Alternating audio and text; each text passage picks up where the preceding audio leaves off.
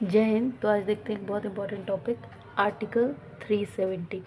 Article 370 of Indian constitution बहुत ज़्यादा important article है, क्योंकि जब हमारा देश आज़ाद हुआ था, जब इंडिपेंडेंस मिली थी, तो ये आर्टिकल 370 या आर्टिकल 370 एक पर्टिकुलर स्टेट जो है इंडिया का, उस पर लगाया गया था। मतलब इंडिया के सभी स्टेट में से सिर्फ एक ही स्टेट के ऊपर ये आर्टिकल 370 लागू हुआ था, और वो स्टेट है जम्मू एंड कश्मीर। ठीक है, तो जम्मू एंड कश्मीर पे क्यों आर्टिकल 370 लागू हुआ, आखिर क्या है इसका रेलेवेंस, क्या मतलब है, और सिर्फ कश्मीर पे ही क्यों। तो देखिए, थोड़ा सा पहले ब्रीफ समझ लेते हैं। जब इंडिया और पाकिस्तान अलग हुआ था, इंडिपेंडेंस मिली थी इंडिया को, तब कुछ प्रोविंसेस थे इंडिया के अंदर, कुछ स्टेट्स थे, कुछ प्रोविंसेस थे। प्रोविंसेस क्या थे? प्रिंसली स्टेट से, सॉरी, प्रिंसली स्टेट थे, प्रोविंस नहीं। तो जो प्रिंसली स्टेट थे ना, उनको ब्रिटिशर्स ने पूरी फ्रीडम दे दी थी कि आप लोग चाहे तो इंडियन स्टेट्स के साथ जुड़ सकते हैं, या अगर आप चाहे तो इंडिपेंडेंट भी रह सकते हैं। तो उस टाइम पे भले ही Jammu Kashmir Muslim majority area रहा है हमेशा से, लेकिन इतना तो आपको पता है कि Kashmir is Muslim majority area, right. तो वहाँ के जो राजा थे वो हिंदू थे, महाराज हरी सिंह।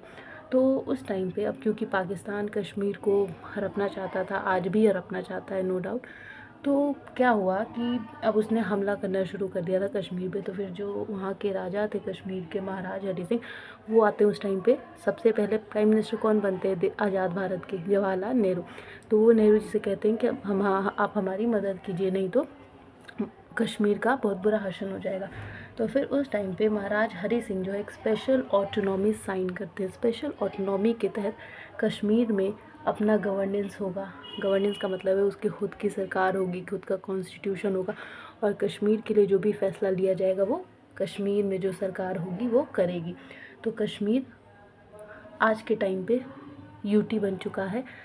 तो वो दो पार्ट्स में बट गया, एक जम्मू कश्मीर और दूसरा लद्दाख, राइट।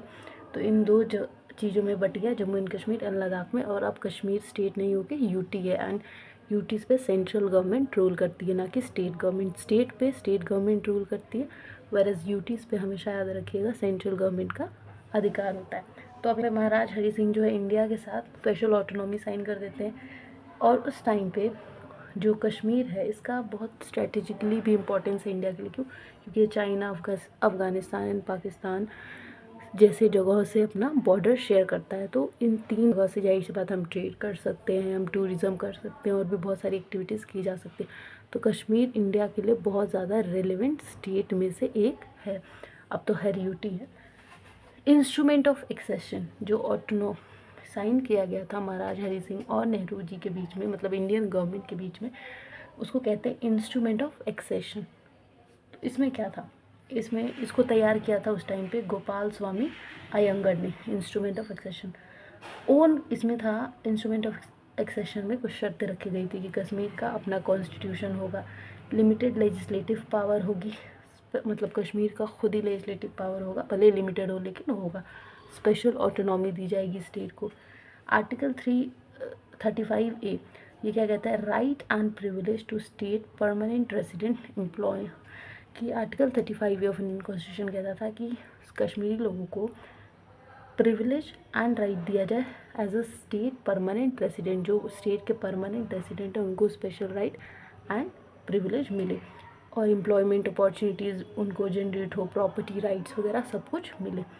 फिर उसके बाद अगर बात करें तो बाकी जो स्टेट्स है वो इस चीज़ से खुश नहीं थे, उसको अपोज कर रहे थे। सेंसिबल सी बात है, आखिर क्यों?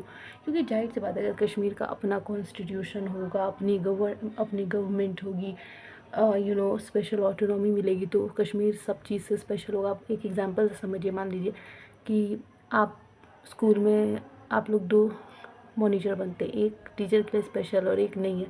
तो जाहिर सी बात है, जो स्पेशल होगा उसको थोड़ी स्पेशल ट्रीटमेंट देगी टीचर। तो वही हाल यहाँ पे था। तो बाकी स्टेट कश्मीर से जलने लगे थे कि भाई इसको स्पेशल ऑटोनॉमी मिल रही है, तो जाहिर सी बात है कश्मीर हमसे हर चीज़ में आगे रहेगा।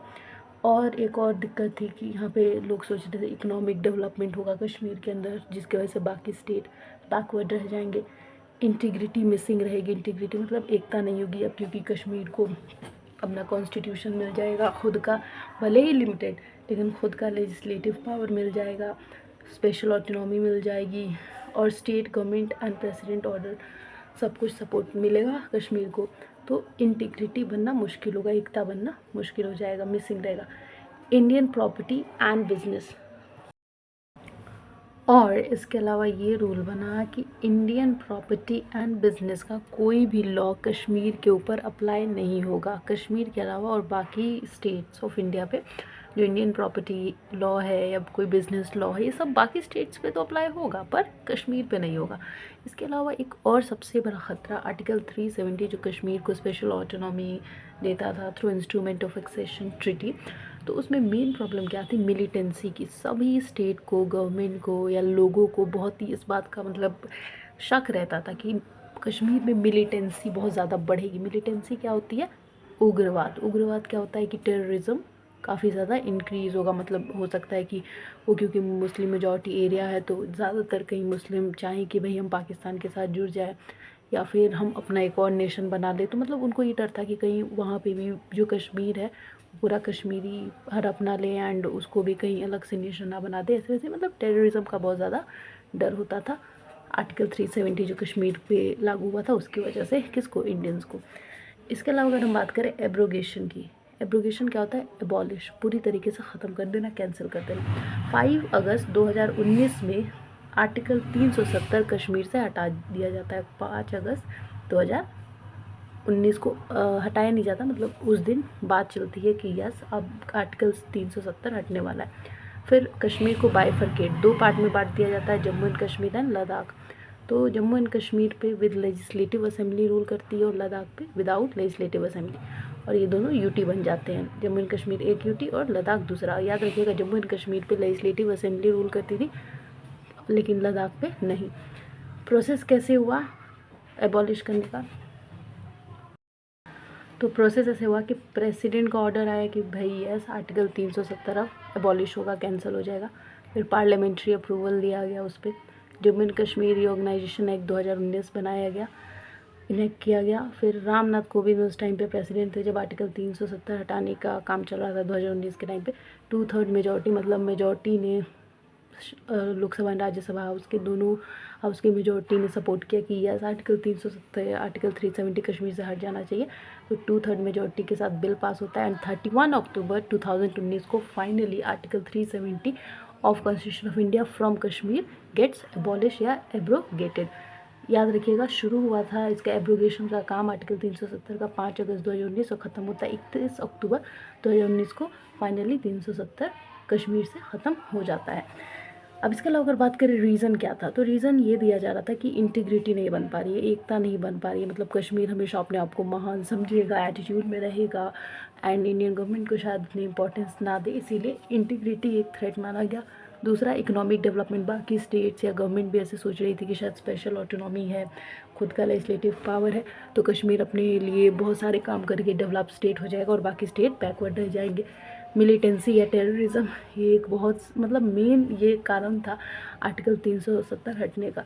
वैसे तो इंटीग्रिटी, मिलिटेंसी या फिर terrorism, economic development and governance control. अब ये लोग यहाँ ये भी कह रहे थे कि भाई कश्मीर का अपना लेजिस्लेटिव पावर है तो इसका गवर्नेंस कंट्रोल सेंट्रल गवर्नमेंट नहीं कर सकती, उसकी खुद की सरकार करेगी, तो वो भी एक प्रॉब्लम था, डायरेक्ट नहीं कर सकती थी ना।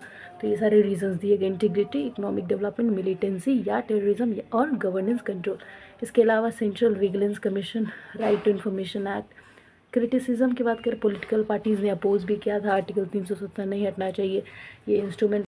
फिर बहुत सारी पॉलिटिकल पार्टीज़ ने अपोज भी किया, ठीक है, कि भाई यही इंस्ट्रूमेंट ऑफ एक्सेशन में साइन हुआ था कि कश्मीर का अपना कॉन्स्टिट्यूशन होगा और उससे ये सारे पावर्स नहीं छीने जाएंगे, लेजिस्लेटिव पावर नहीं छीने जाएंगी, स्पेशल ऑटोनॉमी नहीं छीनी जाएगी। तो पॉलिटिकल पार्टीज़ ने ये सब कह के विरोध किया जब आर्टिकल 370 हटाया जा रहा था।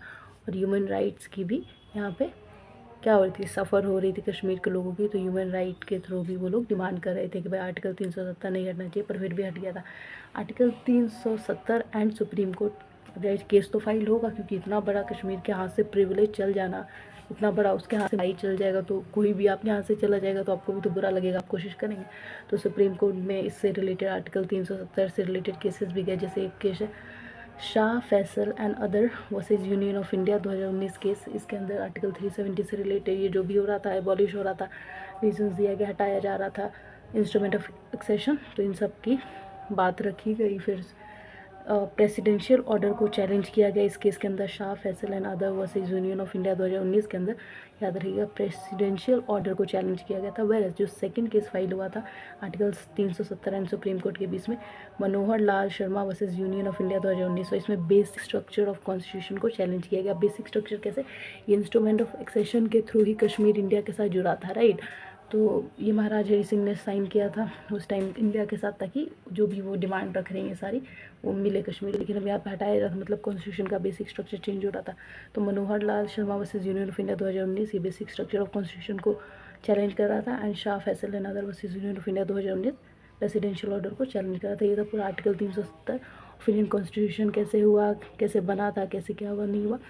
तो इसमें पूरा आपको कंप्लीट इन्फॉर्मेशन मिल गया। आई होप आपको समझ में आएगा। तब तक के लिए जय हिंद। अच्छा लगेगा तो लाइक कर देना, शेयर कर देना और सब्सक्राइब कर देना। Thank you.